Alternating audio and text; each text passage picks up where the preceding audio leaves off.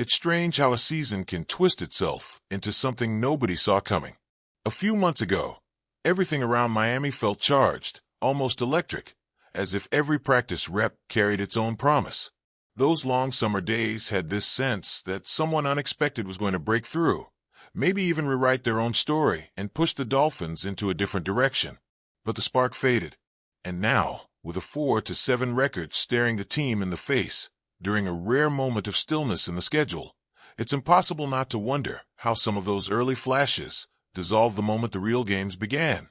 There were players that turned heads, players that pulled you in, players that made you think, maybe this is the guy who changes something.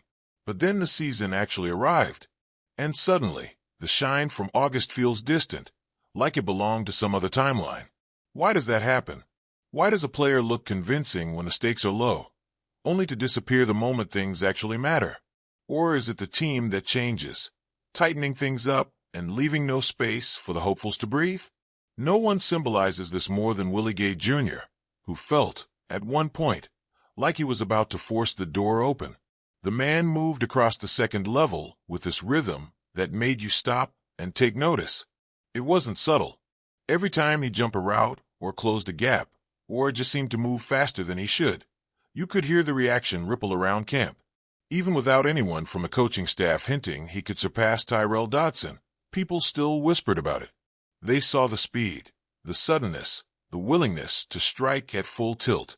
And when a fan starts to see that, it becomes a conversation that refuses to die. Could he carve out a real role? Could he become the guy who shows up at the perfect moment and blows up a play just because he's wired that way? You could imagine it. And maybe that was the problem. The imagination did the heavy lifting. When the season began, all that imagined potential fell apart quickly. The snaps never came. Not in the way anyone had hoped. Week after week, Gay watched from the sideline while others stepped into the spots that looked available back in August. Only 48 defensive snaps all season, and most of them barely forming anything meaningful. Just one game with more than 10 snaps, and even that felt accidental. It became clearer once Dodson missed time. That should have been the opening. That should have been the moment Gay finally got the reps that preseason had teased. But instead, the staff went with KJ Britt. Not the flashy move. Not the one fans had speculated about. Not the move that aligned with summer excitement. And when a coaching staff chooses the steadier option, even if it's quieter, it says something about the trust behind closed doors. Gay's struggles against the run kept surfacing. Coaching staffs don't lose sleep over highlights from August. They worry about what breaks their defense in real time. And something about Gay's run fits clearly bothered them. Enough that he stayed glued to special teams and never climbed higher. It's not nothing. He's contributed there. But it's far from the story people imagined back when he seemed to be everywhere on the practice field.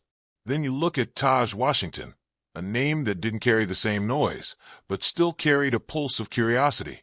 His preseason brought him into the conversation, not loudly, but just enough to make you wonder. A 7th-round pick who tore his way back from a season-ending injury and still fought onto the final roster. That alone felt like its own small victory. Nothing was handed to him. Nothing ever is for late-round receivers trying to climb a depth chart built around established speed and experience. There were moments when Washington appeared to be inching toward something more. Maybe not starter level, but enough to convince you he could force himself into the rotation. Maybe become one of those quietly reliable pieces that defenses ignore until they regret it. But once the real games unfolded, Washington drifted into the background. 1 catch, 2 targets, barely any routes. The opportunities evaporated before they ever really existed. And it's hard not to feel for him, because his path is brutally narrow. You're behind Jalen Waddle, behind Nick Westbrook-Ikine, behind Malik Washington, behind D. Eskridge, and then Cedric Wilson arrives mid-season after Tyreek Hill goes down, pushing him even further away from the field. How is someone supposed to climb that? What does a player do when his position becomes a traffic jam and he's at the end of the line? Matt Dickerson is another one whose summer optimism didn't survive the roster crunch. His versatility made people take notice, someone who could shift from interior work to the edge, providing a type of flexibility the defensive front needed.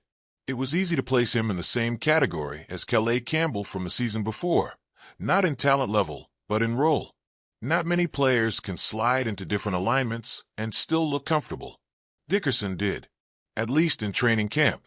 That's what made analysts assume he'd make the final cut. But assumptions evaporate quickly in the NFL. The Dolphins decided he wasn't part of the equation and moved on without hesitation. And now he's sitting on Jacksonville's practice squad, with only the occasional elevation reminding anyone that he is still hanging around the league.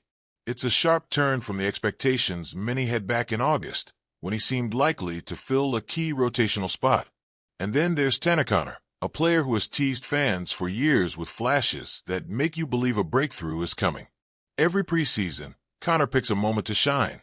Not just one catch or one block, but stretches of play that make you think he's turning the corner.